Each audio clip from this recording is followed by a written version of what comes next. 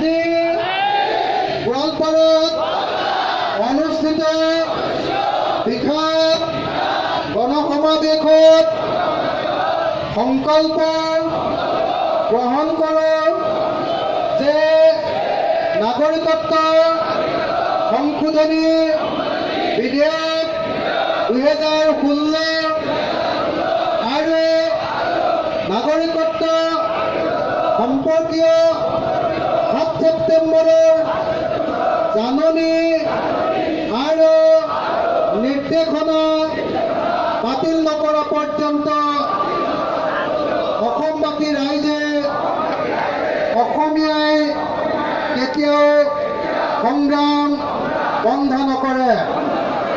আমি নাগৰিকত্ব সংশোধনী বিধেয়ক বাতিল কৰিবলৈ চৰকাৰক বাধ্য কৰি আমি যুঁজিম, আমি জিকিম।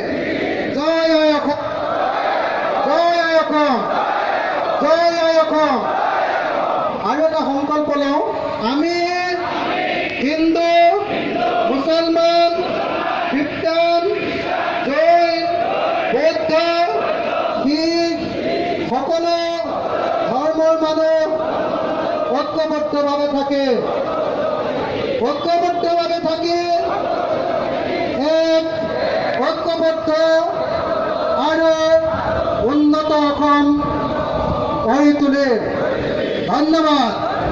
ইনকলাব, সকলোৱে জোৰকে ইনকলাব, ইনকলাব, ইনকলাব, ইনকলাব, ইনকলাব।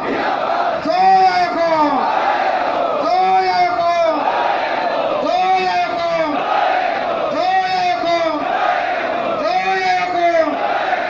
ইনকলাব, ইনকলাব, ইনকলাব।